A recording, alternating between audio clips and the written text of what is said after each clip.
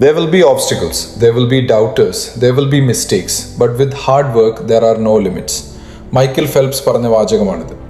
നമ്മൾ ഇന്ന് ചെയ്യാൻ പോകുന്നത് ഈ ഒരു ഹാർഡ് വർക്ക് എന്ന് പറയുന്നതിനെ നമ്മൾ റീഡിഫൈൻ ചെയ്യാൻ പോവുകയാണ്.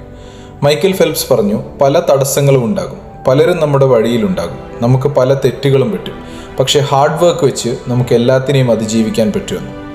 നമ്മൾ ഈ ഹാർഡ് വർക്കിലേക്ക് എത്താൻ, ഈ ഒരു മെൻറ്റാലിറ്റിയിലേക്ക് എത്താൻ ഒരു 3 കാര്യങ്ങളാണ് ഇന്ന് യൂസ് ചെയ്യുന്നത്.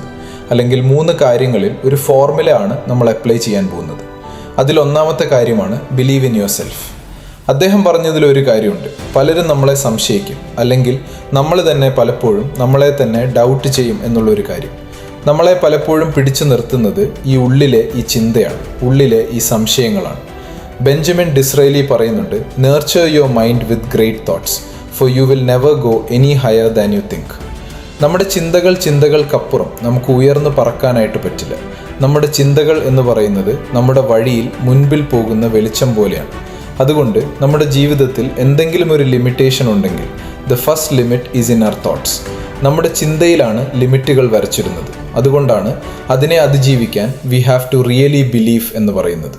എനിക്ക് ചെയ്യാൻ പറ്റും, എനിക്ക് നേടിയെടുക്കാൻ പറ്റും എന്നുള്ള ഒരു ബിലീഫ്, നമ്മളിൽ തന്നെ ഉറച്ചൊരു വിശ്വാസം നമുക്ക് വേണം എന്ന് പറയുന്നത്. അപ്പോൾ ഒരു ചോദ്യം വരും, അങ്ങനെയാണെങ്കിൽ ജീവിതത്തിൽ എല്ലാം വിശ്വസിച്ചാൽ എല്ലാ കാര്യങ്ങളും നേടിയെടുക്കാൻ പറ്റില്ലേ എന്ന്. പക്ഷെ ശരിക്കും നമ്മൾ ബിലീവ് ചെയ്യുമ്പോൾ എന്താണ് സംഭവിക്കുന്നത്? നമ്മുടെ ജീവിതത്തിൽ നിന്ന് പറ്റില്ല, എന്നെക്കൊണ്ട് കഴിയില്ല, ഇങ്ങനെയുള്ള ചിന്തകളൊക്കെ മാറിയിട്ട് ഒരു ഓപ്റ്റിമിസം വരാൻ തുടങ്ങും എന്നുള്ളതാണ്.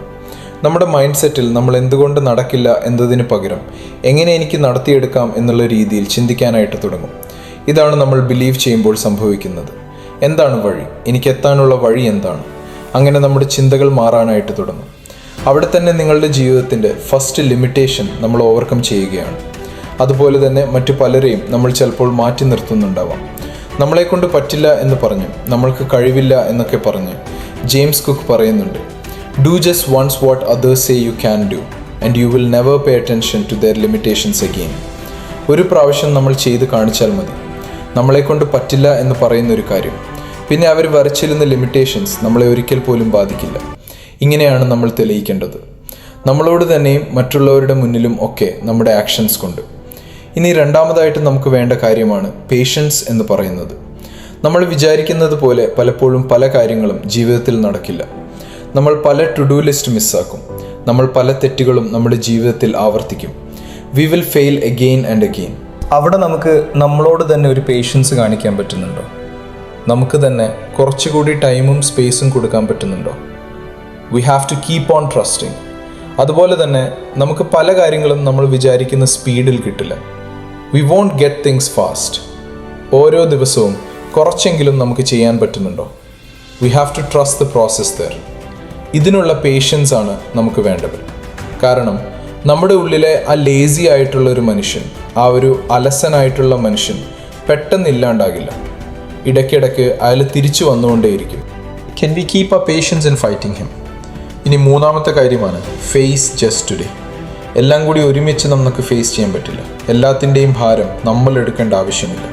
ബ്രേക്ക് ഡൗൺ ചെയ്യുക എന്നുള്ളതാണ്. Take it one day at a time. ഓരോ ദിവസവും ആ ദിവസത്തെ മാത്രം ഫൈറ്റ് ചെയ്യുക എന്നുള്ളതാണ്.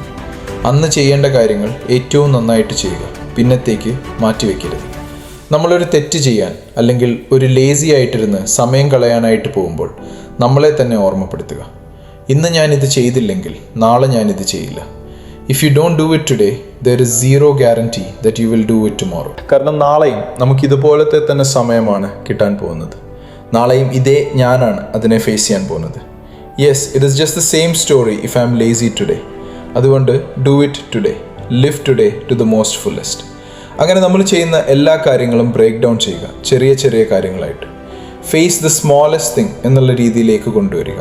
അങ്ങനെ start living in the present. ചെറിയ ചെറിയ വേദനകൾ, ചെറിയ ചെറിയ എഫേർട്സ് എടുക്കുന്നതിൽ ട്രെയിൻ അവർ മൈൻഡ്. ഈ ഒരു 3 കാര്യങ്ങൾ നമ്മുടെ ജീവിതത്തിലേക്ക് അപ്ലൈ ചെയ്യാൻ പറ്റി കഴിഞ്ഞാൽ belief, patience and taking one day at a time, നമ്മുടെ ജീവിതം മാറാനായിട്ട് തുടങ്ങും. നമ്മൾ ഈ ഹാർഡ് വർക്കിൻ്റെ റിസൾട്ട് കണ്ടു തുടങ്ങാനായിട്ട് തുടങ്ങും.